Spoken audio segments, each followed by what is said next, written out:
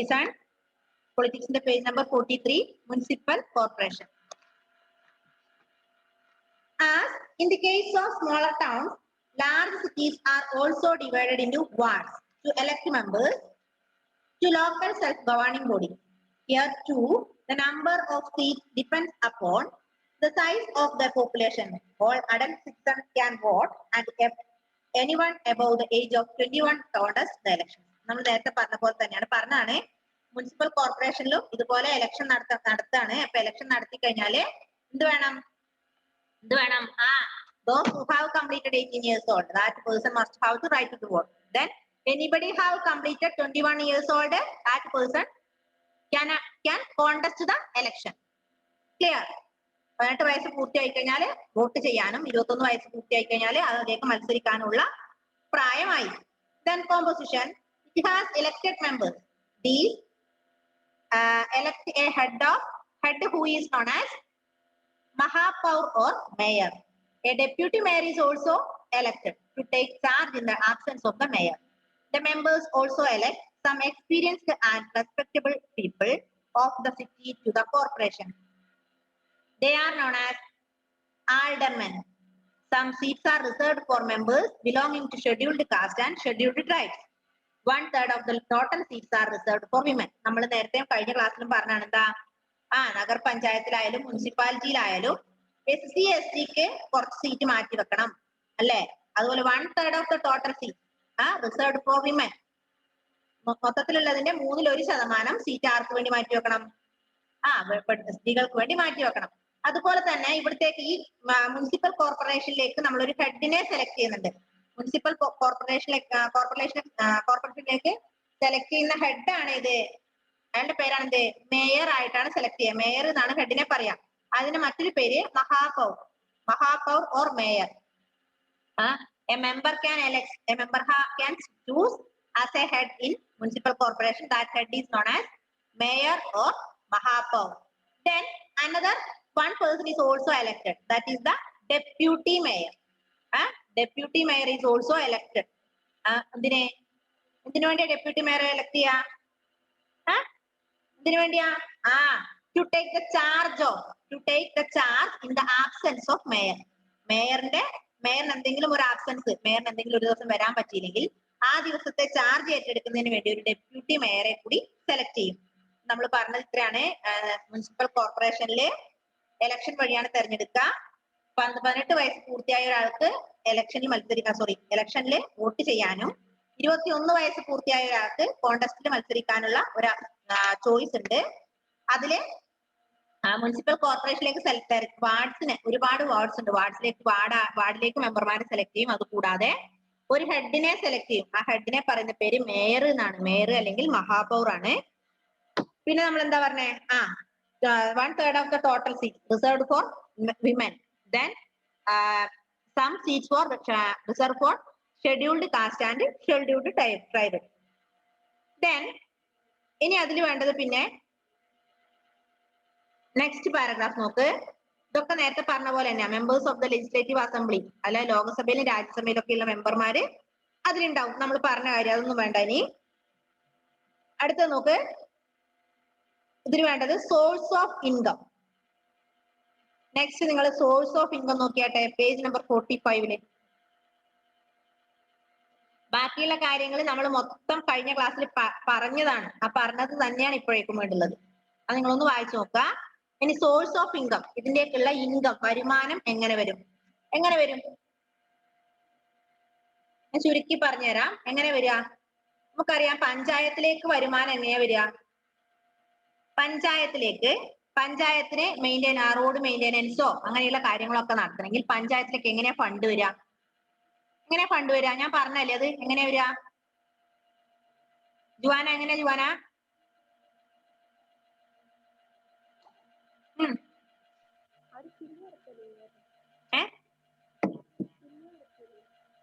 Tax വഴി വരും നമ്മൾ പറഞ്ഞിട്ടുണ്ടല്ലേ. അപ്പൊ നോക്ക്, ആ ഇൻകം എങ്ങനെയാന്ന് നോക്കാം. പഞ്ചായത്തിലായാലും മുനിസിപ്പാലിറ്റിയിലായാലും മുനിസിപ്പൽ കോർപ്പറേഷനിലായാലും ന്യായ പഞ്ചായത്തിലൊക്കെ ആയാലും എവിടത്തേക്കുള്ള ഇൻകം എങ്ങനെയാണെന്ന് നോക്കുക. ഒന്നുകിൽ അതിന്റെ മുകളിൽ നിന്നുള്ള വരുമാനം, മുകളിൽ നിന്നുണ്ടാവും അവർക്ക് ഒരു സഹായം കിട്ടുന്നുണ്ടാവും. നോക്കാം. ഒന്നാമത്തത് water tax on the municipal bodies need funds for carrying out their duties. Taxes are collected these sources. അതായത് ടാക്സിൽ നിന്നാണ് മെയിൻ ആയ വരുമാനം. മനസ്സിലായോ? അപ്പൊ മെയിൻ ആയ വരുമാനം എന്ന് പറയുന്നത് ഇൻകം എന്ന് പറയുന്നത് ടാക്സ് ആണ്. ഒന്ന് goods coming into the city known as octroi or terminal tax. Octroi tax എന്ന് പറഞ്ഞാല് സാധനങ്ങൾക്ക് ഈടാക്കുന്ന ടാക്സിനാണ് നമ്മൾ എന്ത് പറയാ? ഒക്ട്രോയി ടാക്സ് അല്ലെങ്കിൽ ടെർമിനൽ ടാക്സ് എന്ന് പറയാം. മനസ്സിലായോ? Octroi tax or terminal tax is the important income അല്ലെങ്കിൽ income of the ultimate income of the panchayat or municipality or other thing. Then second one, houses and land called property tax. ഒന്ന് നമ്മൾ പറഞ്ഞു Octroi tax. Octroi tax എന്ന് പറഞ്ഞാൽ സാധനങ്ങൾക്ക് ഈടാക്കുന്ന tax. Tax imposed on goods. Second one നമ്മൾ പറഞ്ഞു എന്താ? Property tax. Property tax imposed own property, that is houses or land.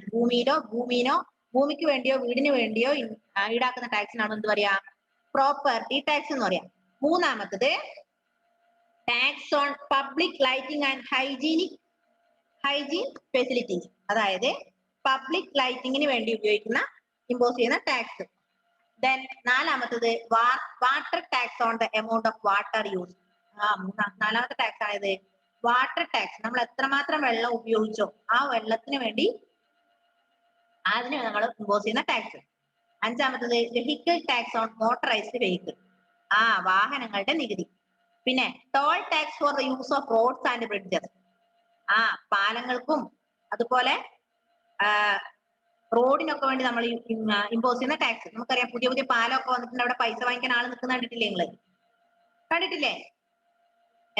That is toll tax. Toll പിരിക്കുന്ന കണ്ടിട്ടില്ലേ? നമ്മൾ അതിർത്തിയൊക്കെ വിട്ടുപോകുമ്പോൾ നമ്മൾ കാണാറില്ലേ ടോൾ പിരിക്കുന്നത്? Then next one, education tax for educational activities. അടുത്ത ടാക്സ് ആണ് ഇത്, educational tax. Last rent collected from building owned by urban local body. Urban local മെമ്പർമാരെ ഓണർ ആയിട്ടുള്ളതിൽ നിന്ന് എന്ത് വാങ്ങിക്കുക? അങ്ങനെയുള്ള ബിൽഡിങ്ങിൽ നിന്ന് ടാക്സ് കളക്ട് ചെയ്യുക, റെന്റ്, വാടക. Then next one, fees for issuing birth and death certificate. നമുക്കറിയാം ഒരു കല്യാണം രണ്ട് ആളുകൾ വിവാഹിതരായാല് പഞ്ചായത്തിൽ പോയി രജിസ്റ്റർ ചെയ്യണം, വേണ്ടേ? പഞ്ചായത്തിലാണെ പഞ്ചായത്ത്, മുനിസിപ്പാലിറ്റിയിലാണെ മുനിസിപ്പാലിറ്റി പോയി രജിസ്റ്റർ ചെയ്യണ്ടേ? ആ രജിസ്റ്റർ ചെയ്യുമ്പോൾ ഇത്ര പൈസ അവിടെ കൊടുക്കണം. ആ പൈസ ആർക്കാണ്? ആ പഞ്ചായത്തിനാണ്. അത് അവർക്ക് വരുന്ന വരുമാനം. അതുപോലെ എന്താ ബർത്ത് സർട്ടിഫിക്കറ്റ്. നമുക്കറിയാം മുനിസിപ്പാലിറ്റിയിലൊക്കെയാണ്, ഇപ്പം പയ്യന്നൂരൊക്കെ ഹോസ്പിറ്റലൊക്കെ ഉണ്ടായതാണെങ്കിൽ മുനിസിപ്പാലിറ്റിയിലാണ് നമുക്ക് ബർത്ത് സർട്ടിഫിക്കറ്റ് പാസ്സാക്കുക, അല്ലെ? അപ്പൊ അവിടുന്ന് എന്ത് ചെയ്യണം? അവിടെ നമ്മൾ ഒരു ചെറിയ എമൗണ്ട് കൊടുക്കുന്നുണ്ട്, അതും പഞ്ചായത്തിനാണ്. ഇങ്ങനെയുള്ളതൊക്കെ ഇങ്ങനെയുള്ള വരുമാനം ഒക്കെ ആർക്കാ പോവുക? ഇതൊക്കെയാണ് പഞ്ചായത്ത് നമുക്ക് തരുന്നത്. മനസ്സിലായോ? അതുകൂടാതെ എന്തും കൂടി ഉണ്ട്, കയ്യിൽ നിന്ന്, അതായത് സ്റ്റേറ്റ് ഗവൺമെന്റിന്റെയോ അല്ലെങ്കിൽ സെൻട്രൽ ഗവൺമെന്റിന്റെയോ ഒക്കെ അംഗീകാരം ആർക്ക് കിട്ടും? ഇവർക്ക് കിട്ടാറുണ്ട്. അങ്ങനെയാണ് ബാക്കി പഞ്ചായത്തിന്റെ കീഴിൽ വരുന്ന എല്ലാ വർക്കിന്റെയും വരുമാനം എന്ന് പറയുന്നത്. മനസ്സിലായോ? മനസ്സിലായില്ലേ? മനസ്സിലായില്ലേ മക്കളെ? അടുത്തത് സോളിഡ് വേസ്റ്റ് മാനേജ്മെന്റ്. എന്താ സോളിഡ് വേസ്റ്റ് മാനേജ്മെന്റ് എന്ന് പറഞ്ഞാല്? എന്താ സോളിഡ് വേസ്റ്റ് മാനേജ്മെന്റ് എന്ന് പറഞ്ഞാല്? പഞ്ചായത്തിലുള്ള വരുമാനം നമ്മൾ പറഞ്ഞു പലതരത്തിലുള്ള ടാക്സ് ആണ്. മുനിസിപ്പാലിറ്റിയുടെ വരുമാനം എന്ന് പറയുന്നത് പലതരത്തിലുള്ള ടാക്സ് ആണ്. Octroi tax imposed for goods. Then property tax imposed on land or houses. Then പിന്നെ പബ്ലിക് ലൈറ്റിംഗ് ടാക്സ്. പിന്നെ water tax used for the amount of water. Vehicle tax. Toll tax, that is for bridges and roads. Rent collected from the building. Then fees for issuing birth certificate, death certificate, marriage certificate, etc. These are the income of municipality. എന്താ solid waste management പറഞ്ഞാൽ എന്തായിരിക്കും? വായിച്ചു നോക്കിയ മക്കളെ, എന്താണ് solid waste management? എന്താണ്? വായിച്ചു നോക്കിയേ, മനസ്സിലായി? എന്താ മനസ്സിലാവുന്ന നോക്കട്ടെ.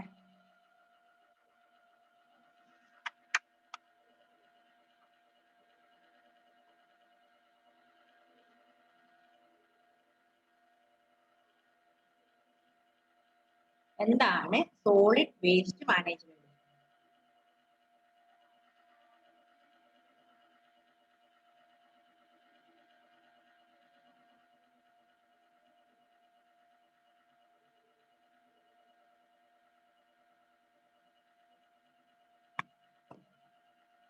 നോക്ക്, solid waste management. Within the municipal area, a department of the municipal board is responsible for regular collection and disposal of waste.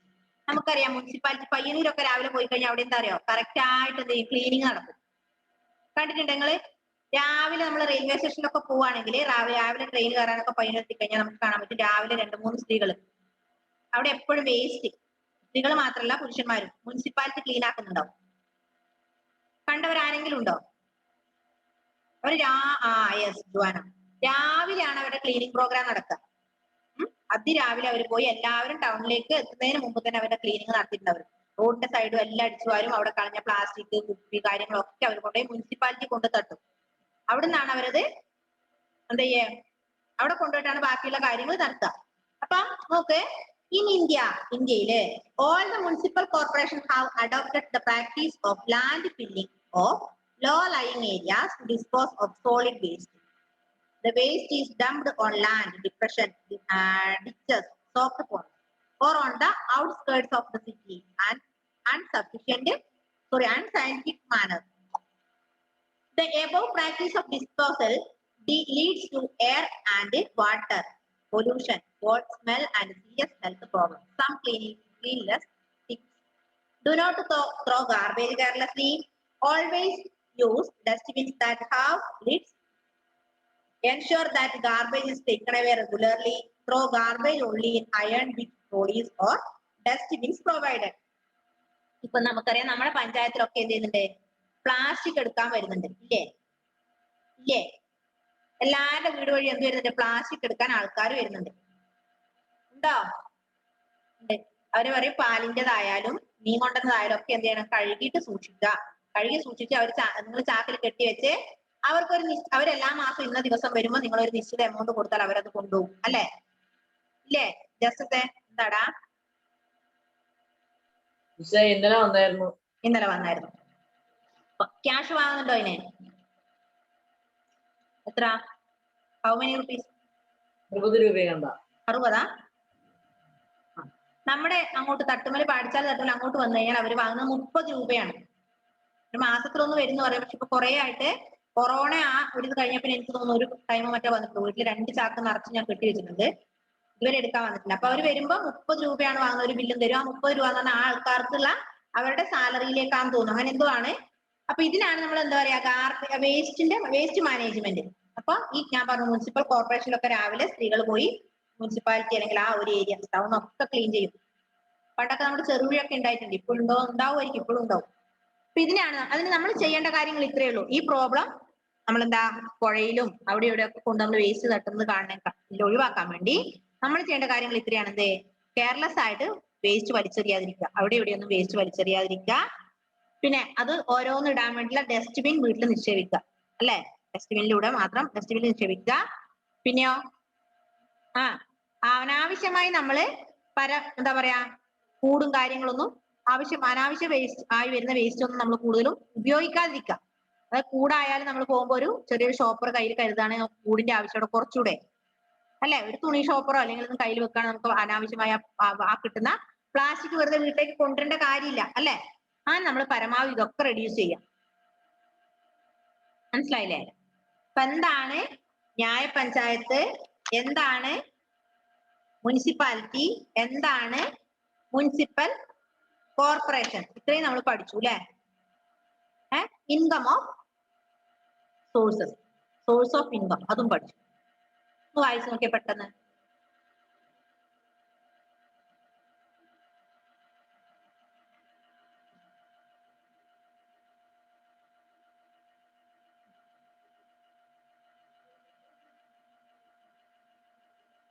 യുവാന വായിക്കേ.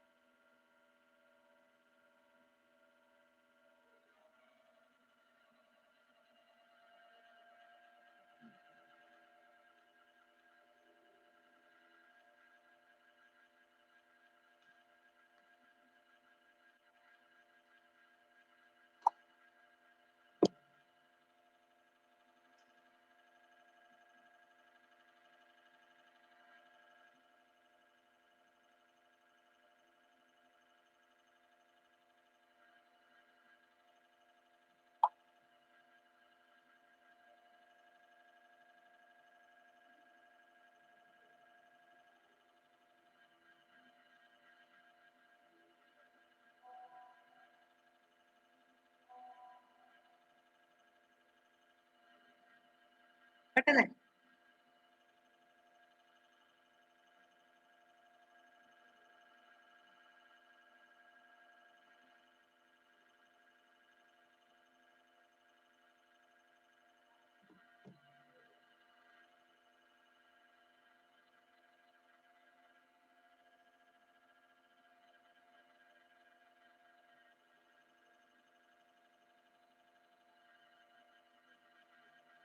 നിങ്ങൾക്ക് ഒരു വർക്ക് തരാം, ഒരു ഹോംവർക്ക്. ഈ ലെസൺ വായിച്ചിട്ട് ഇതിൽ നിന്ന് പരമാവധി 1 വേർഡ്സ് കണ്ടെത്തുക. ഇതിൽ നമുക്ക് പുറകില് 1 വേർഡ്സ് ഒന്നും കാര്യമായി കൊടുത്തില്ല, ഇല്ലല്ലോ, ഒന്നും ചെയ്യാനില്ല. നമുക്ക് കുറച്ചുണ്ട്, എന്നാലും കാര്യമായ 8 ഉള്ളൂ അല്ലെ. ഓക്കെ, നിങ്ങൾ പരമാവധി 1 വേർഡ്സ്, ഈ ബാക്കിലുള്ളത് കൂടാതെ പരമാവധി 1 വേർഡ്സ് കണ്ടെത്തി ആൻസർ എഴുതാം.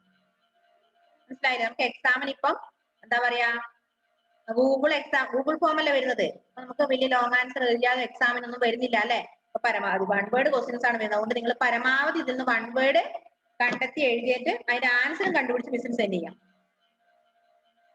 മനസ്സിലായോ?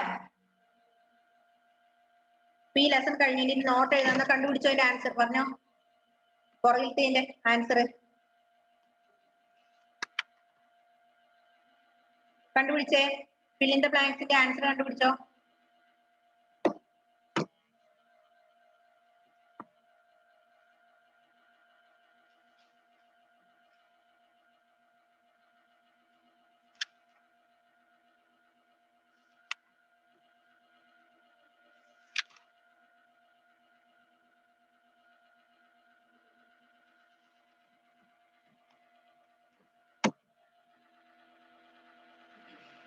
ഒന്നാമത്തത്, the local governing body for smaller urban areas is called a dash.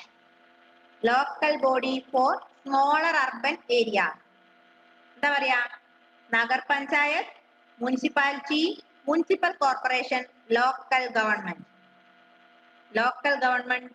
Local governing body for smaller urban area എന്ത് പറയും?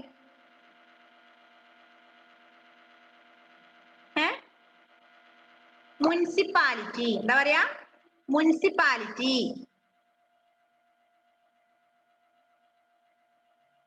Okay, first one is municipality. Second one, the Nagar Panchayat has a term of dash years. എത്ര വർഷത്തേക്കാ നഗർ പഞ്ചായത്തിനെ select ചെയ്യാം? Nagar panchayat select for how many years?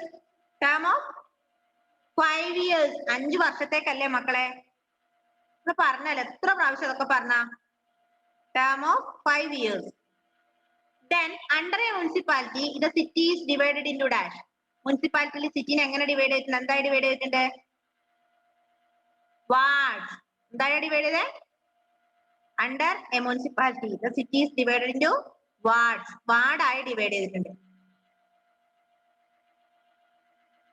Next one, fourth one. The elected head of the municipal corporation is known as the mayor or dash. അതായത് municipal കോർപ്പറേഷന്റെ ഹെഡിനെ നമ്മൾ എന്താ പറയാ? കുറച്ചു മുമ്പ് പറഞ്ഞതാ, മേയർ അല്ലെങ്കിൽ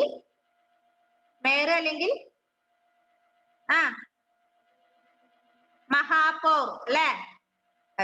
മഹാപൗർ. Option C. Then fifth one, the dash acts as a link between state government and municipal corporation. എന്താ മുനിസിപ്പൽ കോർപ്പറേഷനും സ്റ്റേറ്റ് ഗവൺമെന്റും തമ്മിലുള്ള ലിങ്ക് നമ്മൾ എന്താ പറയാ? എന്താ അത്? എന്താ?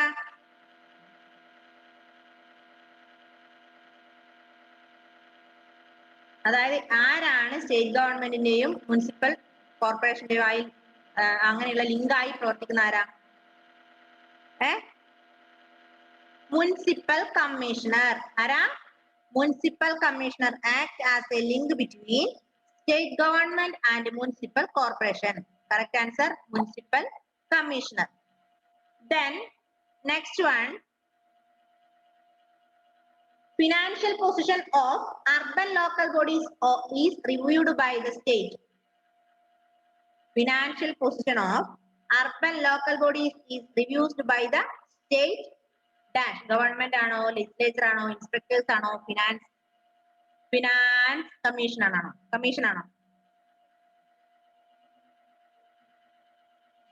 Finance commission. Option D is the correct answer. Then ഏഴാമത്തത് regular collection and disposal of waste within the municipal area is looked after by the department of the dash. Which one? A municipal corporation, municipal board, municipalities, planning committee. Municipal board. Eighth one, plans prepared by the Panchayat Raj bodies and the urban local bodies are looked into by the dash. Planning committee.